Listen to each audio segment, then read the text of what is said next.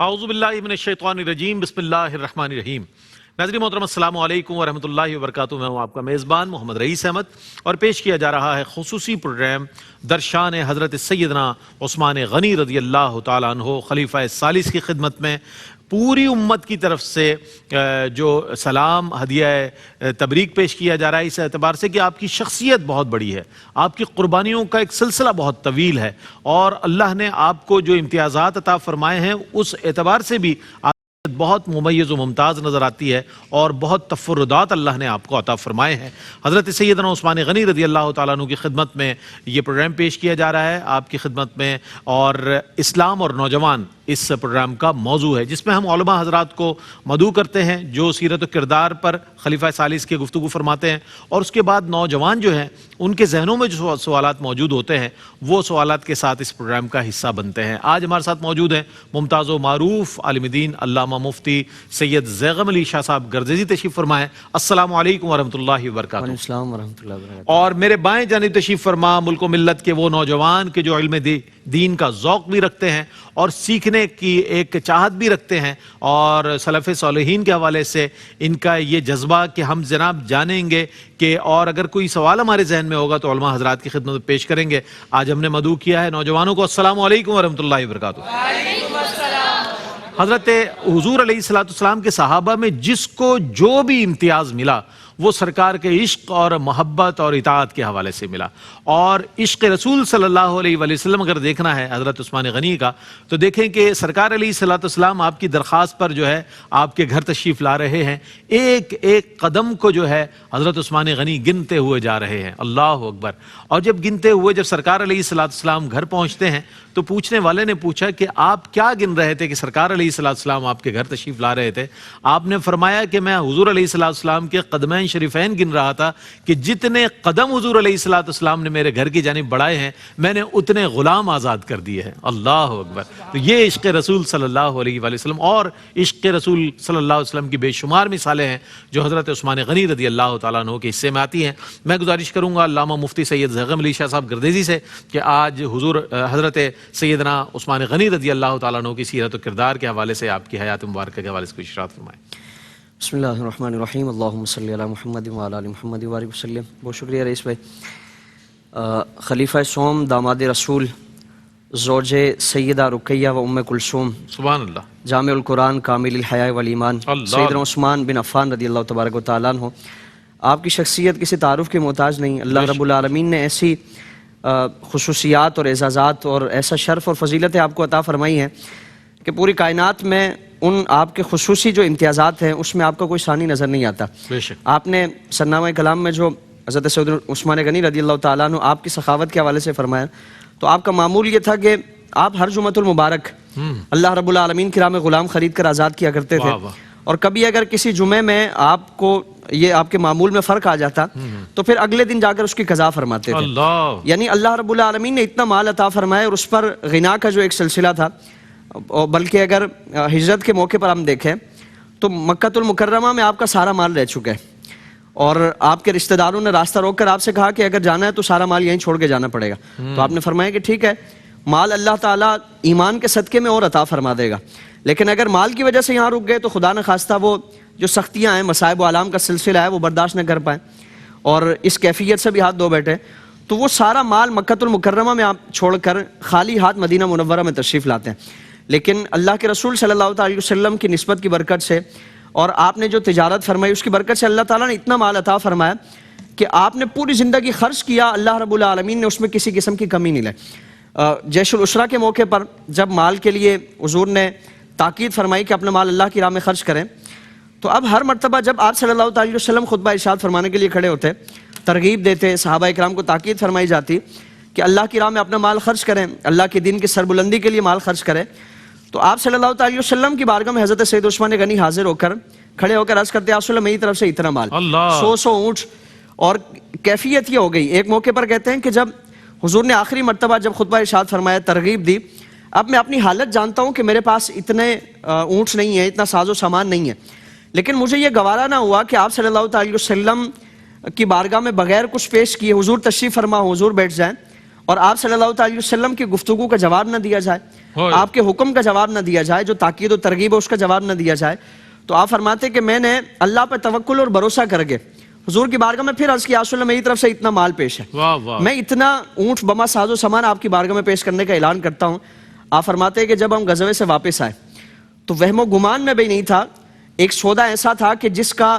نفع اتنا امید نہیں تھی کہ اللہ تعالیٰ اتنا نفع عطا فرمائے گا، لیکن فرمایا کہ اللہ تعالیٰ نے میری سوچ سے بڑھ کر اس سے زیادہ نفع عطا فرمایا جو جہاد سے جانے سے پہلے اللہ کی راہ میں خرچ کیا تھا۔ تو اللہ رب العالمین کی راہ میں خرچ کرنا اسی لیے غنی ہے، سید الاسقیاء ہے، بلکہ فرمایا گیا سید الاسقیاء بعد الانبیاء، یعنی اللہ تعالیٰ نے اتنی سخاوت کا جذبہ آپ کو عطا فرمایا کہ کبھی بھی ضرورت پڑتی ہے، چاہے وہ مدینہ منورہ کی مسجد نبوی کی توسیع کا معاملہ ہو، آپ صلی اللہ علیہ وسلم نے یہاں ابھارا، تاکید فرمائی، ترغیب دی کہ کون ہے جو اللہ رب العالمین کے دین کی سربلندی کے لیے اللہ کے گھر کے لیے زمین خرید کر اس میں شامل کرے اور اللہ سے اپنے لیے جنت حاصل کرے۔ آپ صلی اللہ علیہ وسلم کی بارگاہ میں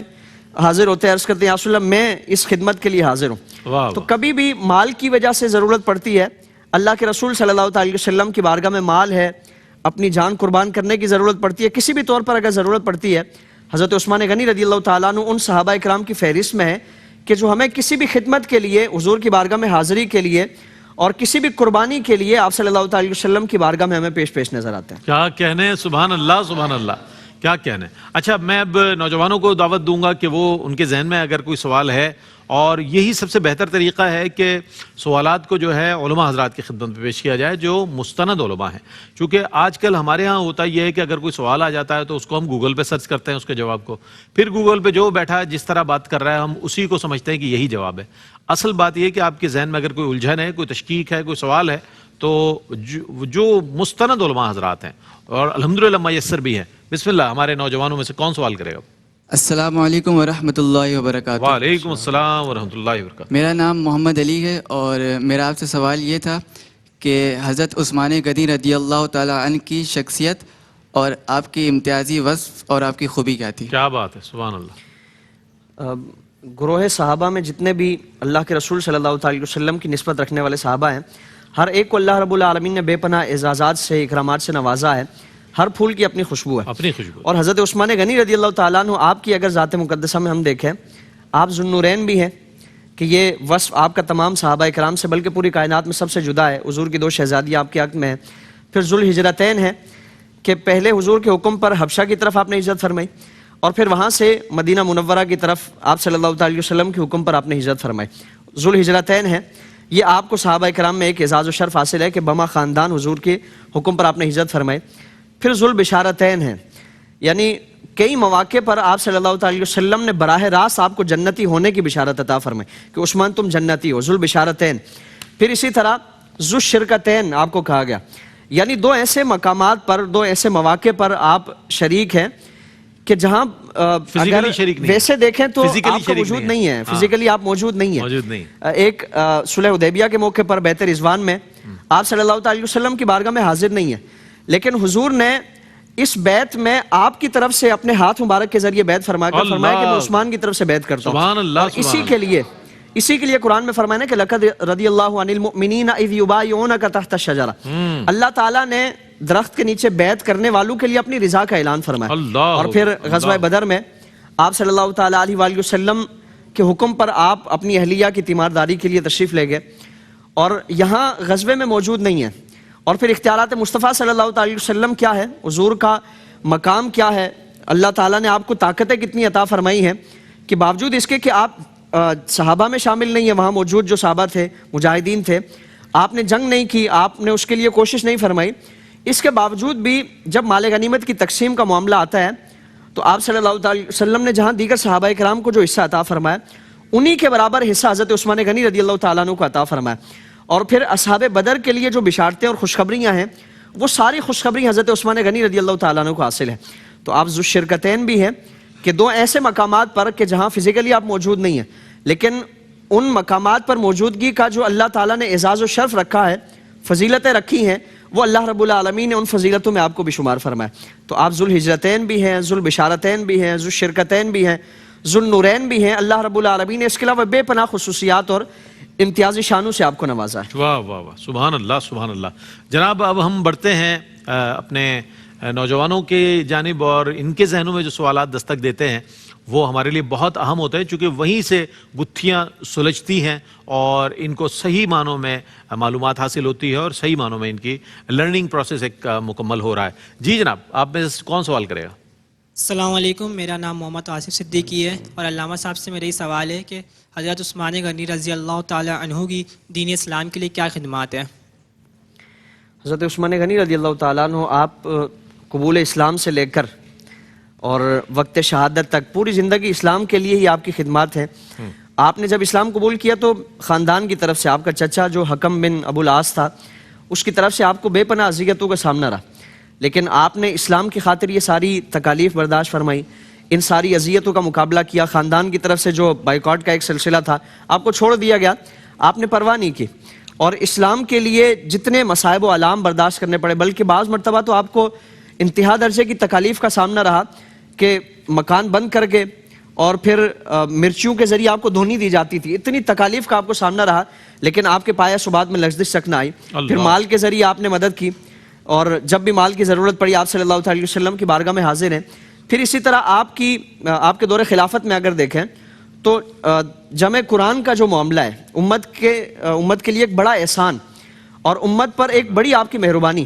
کہ آپ صلی اللہ تعالیٰ علیہ وآلہ وسلم کے پھیلائے ہوئے دین کا جو ایک دائرہ کار تھا وہ جیسے وسیع ہوتا گیا۔ اب عرب سے نکل کر دین جب عجم میں پہنچا تو لہجوں کے اختلاف کی وجہ سے وہ آپس میں اختلافات اور نزاعی کیفیات پیدا ہونی شروع ہو گئی اور قرآن ایک پڑھنے والا دوسرے لہجے والے کی تقلید کرنے لگا اور اس کی تردید کرنے لگا کہ یہ قرآن نہیں ہے، اور اختلافات اس کیفیت میں آگئے کہ خدا نخواستہ وہ جنگ و جدال تک معاملہ پہنچ جاتا اور قتل و غارت تک وہ سلسلہ چلا جاتا۔ تو حضرت عثمان غنی نے تمام صحابہ کرام کے مشورے سے، یہ آپ کا کوئی ذاتی فعل نہیں تھا اور خلافت کا یہ حسن ہے کہ اس میں ون مین شو نہیں ہوتا بلکہ شورائی نظام ہوتا ہے اور تمام مشوروں سے یہ معاملات کیے جاتے ہیں۔ حضرت عثمان غنی نے تمام صحابہ کرام کے مشورے سے پوری امت کو ایک قرآن پر ایک قرات پر جمع فرمایا اور پھر اسی قرات اور اسی نسخے کو جو سلطنت کے تمام حصے تھے، صوبے تھے، ان میں تقسیم فرمایا اور تاکید فرمائی گئی کہ اسی کے مطابق قرآن کی تعلیم دی جائے، تلاوت کی جائے اور سارے معاملات اسی کے مطابق کیے جائیں تاکہ اختلاف کا سلسلہ و دائرہ کار وسیع نہ ہو۔ تو اسلام کے لیے قدم قدم پر آپ کی خدمات، آپ کی قربانیاں، ہر طور پر تن من دھن اور جس طور پر بھی اسلام کو ضرورت پڑتی ہے، حضرت عثمان غنی ہمیں کسی سے پیچھے نظر نہیں آتے بلکہ وہ پہلا دستہ جس میں صحابہ اکرام، کبار صحابہ اکرام موجود ہے، حضرت عثمان غنی ہمیشہ اس میں پیش نظر آتے ہیں۔ کیا بات ہے، سوال ایک اور ہم شامل کریں گے، بسم اللہ۔ السلام علیکم ورحمۃ اللہ وبرکاتہ۔ وعلیکم السلام۔ میرا نام حافظ محمد منیر ہے اور میرا آپ سے سوال ہے کہ حضرت سیدنا عثمان غنی رضی اللہ تعالیٰ عنہ آپ حضور اکرم صلی اللہ علیہ وسلم کی بارگاہ میں کتنے پسندیدہ اور مقبول تھے، وضاحت فرما دیں۔ بہت اچھا سوال۔ یقیناً آپ صلی اللہ تعالیٰ علیہ وآلہ وسلم حضرت عثمان غنی سے بے پناہ محبت کرتے تھے، بے شک بے شک، اور اس کا اندازہ اسی سے لگا لیں۔ آج ہم اپنے خاندان میں، اپنے گھر میں جائزہ لیں کہ ہمارے ہاں جب بیٹیوں کے رشتے دیے جاتے ہیں تو کتنا چھان بین کی جاتی ہے، اور ہم اپنی بیٹیوں کا رشتہ وہاں کرتے ہیں کہ جو انتہائی معقول اور مناسب جگہ لگے، مناسب بندہ لگے اور اس کا ہمارے دل میں عزت و تکریم ہو۔ ایرے گہرے کو نہیں دی جاتی بیٹی۔ آپ صلی اللہ تعالیٰ علیہ وآلہ وسلم اپنی بیٹی کا نکاح حضرت عثمان غنی سے فرما رہے ہیں، تو حضرت عثمان کے لیے حضور کے دل میں کتنی محبت ہے اور حضور کی بارگاہ میں کتنے پسندیدہ ہیں، اس سے اندازہ لگا لیں۔ اور پھر اگر ایک بیٹی کا کہیں نکاح ہو جائے اور اس کے ساتھ اگر خدا نخواستہ ناچاکی کا معاملہ ہے، کبھی وہ شکوے شکایات کا سلسلہ ہوتا ہے، تو پھر ہم اس شخص کو تو درکنار، اس خاندان میں اپنی کسی بیٹی کا رشتہ نہیں کرتے کہ یہاں ہماری پہلے بیٹی گئی تھی اور اس کے ساتھ یہ سلوک کیا گیا۔ اگر دوسری بیٹی بھی اسی شخص کو دی جا رہی ہے تو اس سے اندازہ لگایا جا سکتا ہے کہ وہ شخص انتہائی عظیم ہے، عظمتوں والا ہے،